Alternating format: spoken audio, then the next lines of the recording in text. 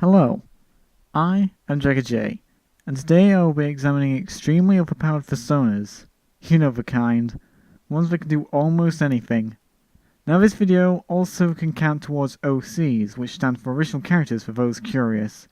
So if you aren't here for the furry side of things, and just here for the OC side of things, don't worry, because I will be focusing on them both at the same time. And while I do know that Fursonas and OCs are different, with OCs being original characters of which you use in stories and such, and Fursonas are anthropomorphic animals you have a certain connection with that you made to be like you. Overpowered Fursonas and OCs suffer from the same problems, while also having certain aspects that make them okay. Do keep in mind, however, that this is all my opinion on what makes a great character, which I have based off of people complaining about overpowered OCs. So do keep in mind that you can write your character in any way you want, as there is no correct way. But I am simply explaining ways of making your character more interesting to others. If you want to keep your character personal, then go ahead and make it overpowered. But if you want to write a book or want to get people to like it, then this is what this video will help you achieve. And with that being said, let's begin. First off, what classes as overpowered?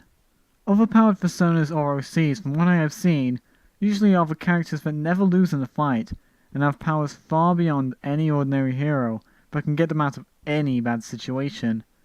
An overpowered character also does not have any likelihood of dying, as they have been created to have enough power, if not much more, to defend themselves with.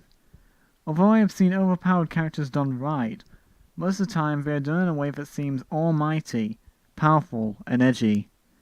But what about the ones done right? Although I don't see this as much, there are ways to create an overpowered character that is also likable.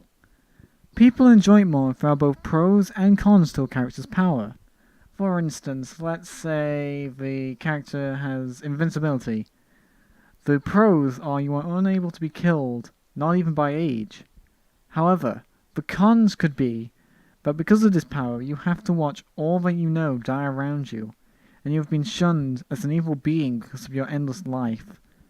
For me at least, this character feels more like a character I would feel sorry for, and someone I would want to help, thus making me closer to this character. Now imagine a different scenario. The pro of your character is that they cannot be killed, and that everything they touch is destined to never decay. They are seen as a god and help everyone to live long, happy lives by giving them immortality at no cost. This character, at least in my opinion, is not as relatable as the last. Sure, they are doing something to help humanity, but because there is no effect on the character that could be dangerous, I'm not really too keen on them. Now let's not leave it there, let's see if we can improve this character. So this character can give people immortality, but how about we change their immortality status to that every time they give people immortality, they lose more and more of their own energy. Fearing that they could be killed if they keep giving the people immortality, they try to run, but are chased down by people wishing to use the power for themselves without caring about the character's eventual death. The character could, in a way, be a metaphor for the folly of man and its hunt to escape death. This, I believe, is a great overpowered character, as they can do anything they ever wanted to, but slowly realize that this power is draining them of life, and people can feel more for this character and the problems that they will eventually face. Heck, why stop at immortality? The person could be a benevolent god who wishes to give humanity the power of the gods, but as they do, they slowly become weaker and are chased away. Now do keep in mind that not all overpowered characters have to follow this rule, but many people prefer characters with pros or cons. You don't need to have a person who grants people powers if you don't want to. You probably just want to make an amazingly powerful character who cannot be defeated by anyone. From what I have seen, creating a character that cannot be defeated is what most people do when creating an overpowered character.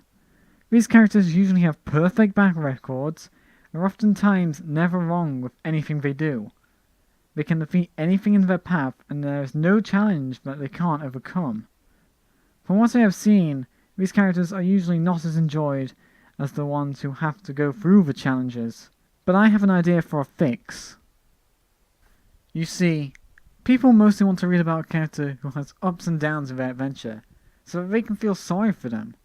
The more liked overpowered characters are usually either jokes, or have a few weaknesses or problems in their life that make them somewhat interesting. As such, if you wish for your character to be unbeatable to modern man, then the next best thing is to set them up against gods, or anything that is somewhat a tad better than them. That way, the characters have a reason to fight, even if it is a reason as selfish as being the best fighter, or even becoming a god. As well, don't make said gods pushovers, and instead actually make them stronger than your characters so that your hero can rise to the top of the pack and learn from their mistakes. And no, I'm not referencing the God of War whose main character is a morsel forced to kill his own family and then forced to wear the ashes of his family due to his actions in a sworn revenge against the God of War, so he goes from god to god fighting them all, which proves to be slight of a challenge until he finds his way to the God of War's throne. At least that's what I got from when I played the games, at least. What if your character is a villain, though? Would it be acceptable for an overpowered villain? Well, yes and no. For one, it is understandable if you want to make a villain massively overpowered, as having power beyond even the hero's power can show that this character is not to be messed with, as well as making the character a lot more interesting. You see, when writing stories, you usually won't be writing the villain as a weak character, as weak characters are not very threatening towards the hero, and thus feel less challenging for the hero. This also goes for the hero, where if the villain is much stronger than the hero, by massive amounts, then it feels more intriguing to see if said hero can actually overcome the challenges. Think of Lord of the Rings, where Frodo is a simple everyday hobbit, and Sauron is this almighty being that controls armies and has the power to change the tides of battle at any moment. However, a counter to this is that Fursonas aren't necessarily for storybooks, but instead characters that either represent you or characters that you hold close to you. As well, in many roleplays, people don't enjoy it when some characters, good or evil, walk into their roleplays with godlike powers and are able to beat them at everything. The idea of villainy as well is very subjective. For instance, what you may think of as villainy may be seen as heroism in someone else's eyes, which has happened with many characters in fiction, especially in political media. But these are just my tips on how to use overpowered personas. If you do not wish to use any of these ideas, then that is okay, but these were only suggestions. They are your characters to do with as you please, but if you wish to write a gripping character people will find interesting, then it's always a good idea to at least think over these ideas I have mentioned.